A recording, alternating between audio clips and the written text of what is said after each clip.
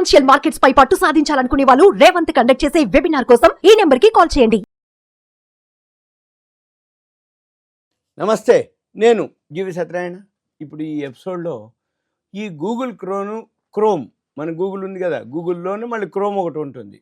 ఈ Google chrome ఏదైతే ఉందో అమ్మకానికి అని చెప్పేసి ఒక న్యూస్ రావటం జరిగింది. ఈ న్యూస్ ఏందో చూద్దాం. ఈ గూగుల్ క్రోమ్ ఏదైతే ఉందో అమ్మాలి అని అమెరికా డిపార్ట్మెంట్ ఆఫ్ జస్టిస్ ఒత్తిడి చేయనుంది అని ఒక న్యూస్ అన్నమాట. ఏదైతే ఈ గూగుల్ ఏకఛత్రాధిపత్యం అంటే మోనోపలి అనమాట, ఏకఛత్రాధిపత్యం తగ్గించడం కోసం దాని క్రోమ్ బ్రౌజర్ ఏదైతే గూగుల్ క్రోమ్ బ్రౌజర్ ఉందో దాన్ని అమ్మాలి అని, దాని యొక్క విక్రయించేలా పేరెంట్ కంపెనీ ఏదైతే గూగుల్ క్రోమ్ పేరెంట్ కంపెనీ ఏదైతే ఉందో ఆల్ఫాబెట్పై ఒత్తిడి చేయాలి అని America Department of Justice DOJ కోరనుంది.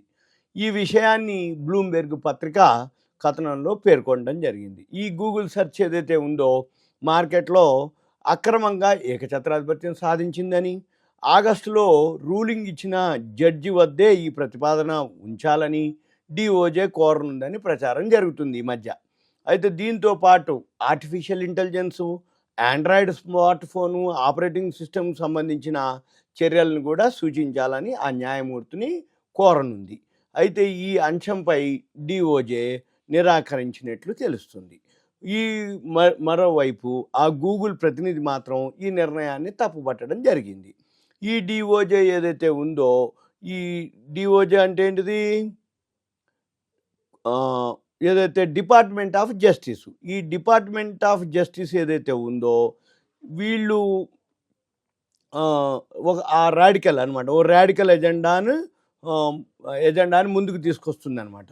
అయితే ఈ ప్రస్తుతం కేసులో ఉన్నటువంటి చట్టాల పరిధిలో దాటి ఉంది ఇది అని, వినియోగదారుని ఇది నష్టపరుస్తుంది అని Google regulatory affairs vice president Lee అనే ముల్హోలాండ్ పేర్కొనడం జరిగిందనమాట. అంటే ఇది వినియోగదారులను ఇది అంటే ప్రస్తుత కేసులోని చట్టాలని అంటే డిఓజే ఏదైతే ఉందో అజెండాను ముందుకు తేవటం జరుగుతుంది. అయితే బడాటెక్ కంపెనీలు ఏకఛత్రాధిపత్యానికి గండి కొట్టేందుకు బైడెన్ సర్కారు తీసుకున్న దూకుడు అనమాట అంతకుముందు నిర్ణయంగా దీన్ని భావిస్తున్నారు. కానీ ట్రంప్ ఎప్పుడైతే గెలవడం అయిపోయిందో ఈ కేసుపై ప్రభావం చూపిస్తుంది అని నిపుణులు చెప్తున్నారనమాట.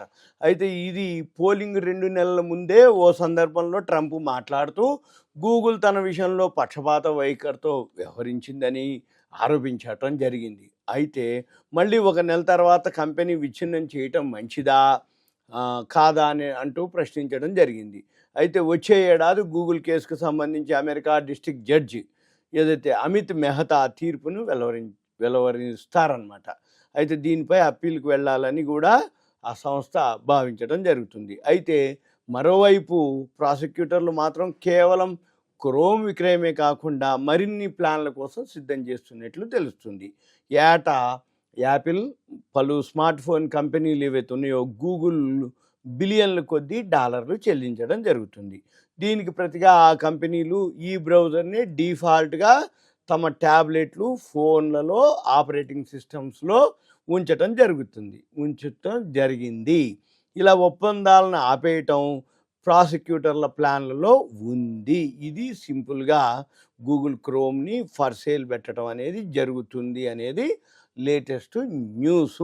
ఈ డిపార్ట్మెంట్ ఆఫ్ జస్టిస్ డిఓజే ఇది ఒత్తిడి తేవటం అనేది ఈ న్యూస్. ఇదంతా రాబోయే రోజుల్లో మళ్ళీ ఏం జరుగుతుంది అనేది మళ్ళీ మీకు నేను ఎక్స్ప్లెయిన్ చేస్తా. ప్రజెంట్ అయితే అమ్మకానికి గూగుల్ క్రోమ్ అని ఒక న్యూస్ అనమాట. ఇదంతా కూడా బ్లూంబెర్గ్ పత్రికలో ఒక కథనం రావటం జరిగింది. అయితే ఇప్పుడు ప్రజెంట్ గూగుల్ ఒకటి ఏకఛత్రాధిపత్యం సాధిస్తుందని ఇది జనరల్గా ఇదంతా న్యూస్ అనమాట. ఇదంతా మీకు ఒక ఇన్ఫర్మేషన్ మాత్రమే. సుమన్ టీవీ ప్రేక్షకులకు ధన్యవాదాలు. Thank you. సెలవు.